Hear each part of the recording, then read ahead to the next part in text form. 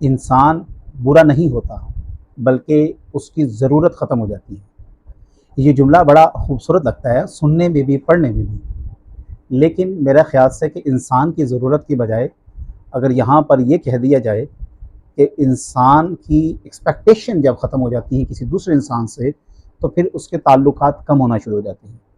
لیکن اگر پہلے جملے کو دیکھیں تو یہ قرآن و سنت کے بالکل خلاف ہے، اگر اس کو اس پیرائے پہ رکھا جائے تو بالکل مخالف ہے۔ فار ایگزامپل، انسان کی جب ضرورت ختم ہوتی ہے نا اس دنیا سے تو انسان ختم ہو جاتا ہے۔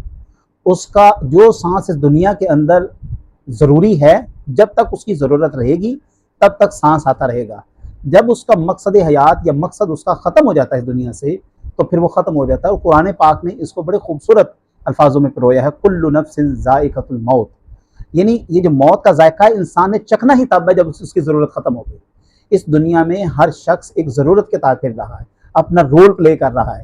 اس کا رول جب تک چلتا رہے گا اس کی سانسیں چلتی رہیں گی، جیسے ہی اس کا رول پلے ختم ہو جائے گا اس دنیا میں اس کی ضرورت باقی نہیں رہے گی، اس کے سانس ختم کر دیے جائیں گے۔